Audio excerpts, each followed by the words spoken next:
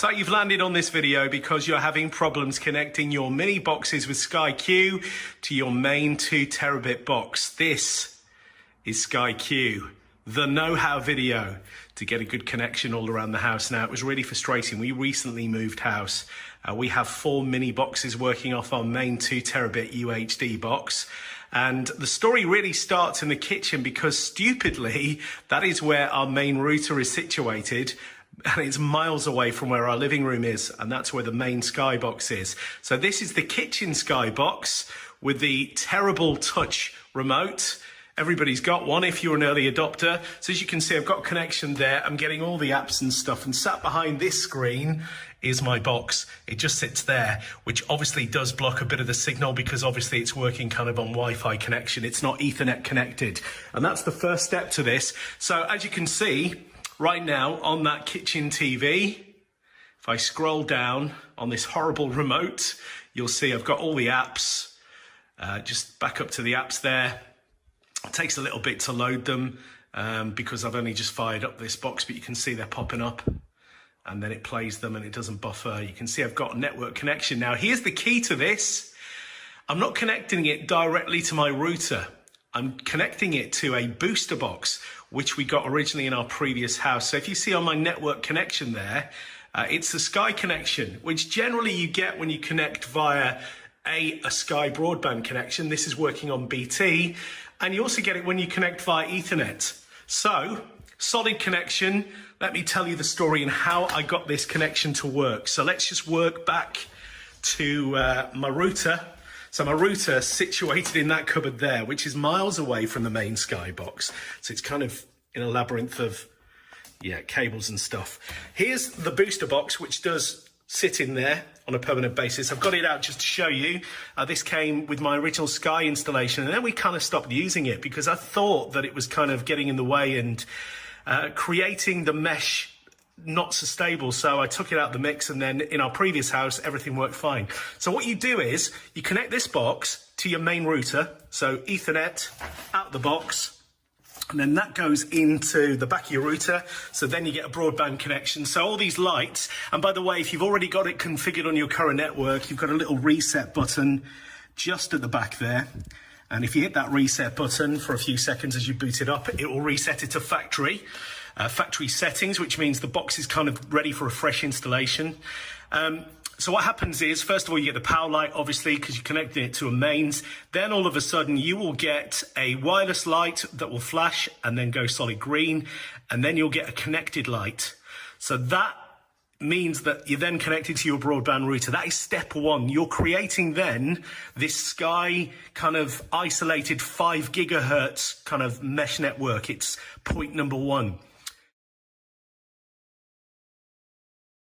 Until it starts flashing orange, okay? And when it starts flashing orange, you go to your first Sky box. You want to go to your closest Sky box. And the closest Sky box is the kitchen for us. So what I then do is hit the same button on this box, which is situated on the mini box. I'll show you on another one, but if I can kind of just get down there, you can see it's kind of situated. I can get my finger in the mix here, there.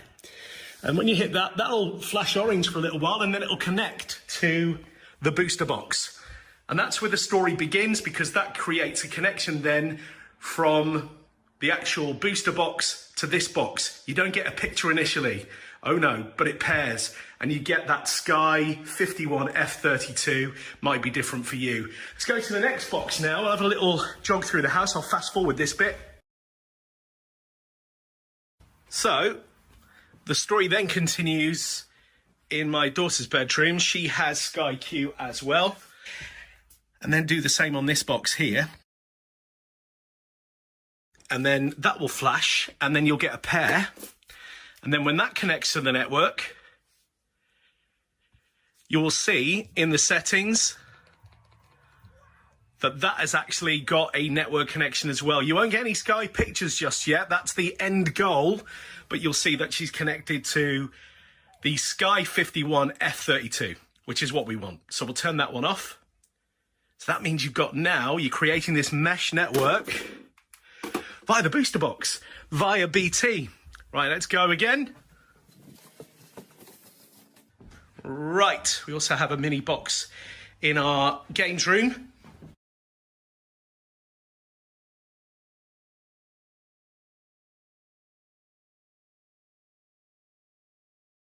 It creates, it handshakes, creates a mesh system. And as you can see, this is already locked into the network, but you will get that connection in settings. You go across, connection, you'll get a tick, and that'll connect also, can you see there, to that Sky Mesh 5 gigahertz network we're creating just for Sky Q. So now we've got a pair on that.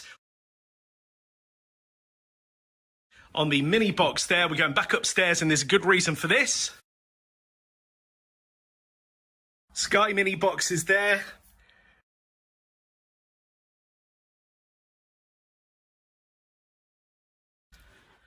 And hopefully you will see that we've got a pair on the network here. So that will pair up here. Please wait. So you won't get the apps, you won't get a picture to begin with, but you will get that trusty network connection. There you go. So let's turn that box off. There we go. The final part of the story is actually down in the living room. So this is the main Sky box in here, and generally with the main Sky box, it would be perfect to have your broadband connection sitting right at the back of it and be able to make an Ethernet connection, and that's how it works probably best for everybody that can hardwire it. We can't here because of the distance between the kitchen and the living room. There's the WPA button, so what you need to do now is go back to the kitchen on that original booster box, press the WPA button until it flashes orange. Do the same on this, that'll create a pairing. The signal will basically be boosted by the rest of the mesh network that you've created, and you can see, if I get the remote, that we've got a nice solid network connection right now on Sky Q. All the apps, all the networks, the 5G one that we've created, which is that one. And that's kind of it. Sky Q can be an absolute nightmare. It really can. I'm going to just go to the home screen here, right at the start. It can be an absolute nightmare to set up, and I had so many teething issues with getting Sky to work. But in the end, we got there, and it was persistent, really. We had 2 engineers come out.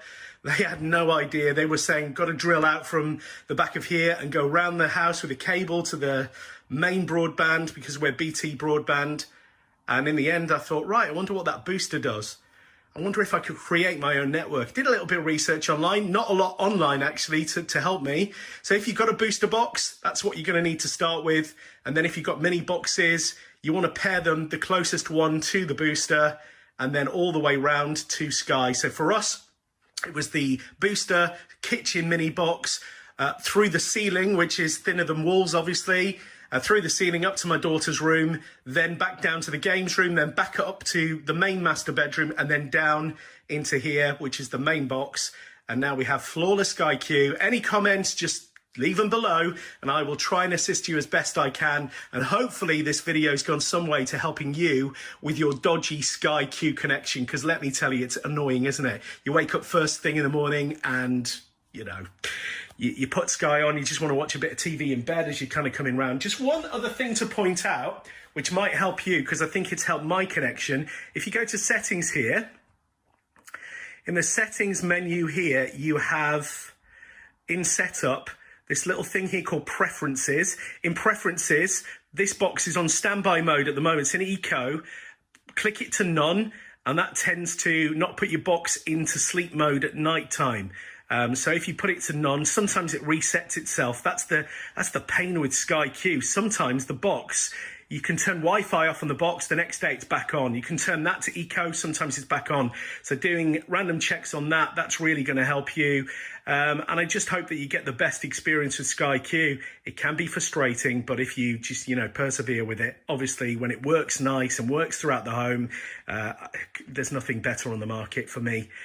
Comments below, guys, and thanks for watching. With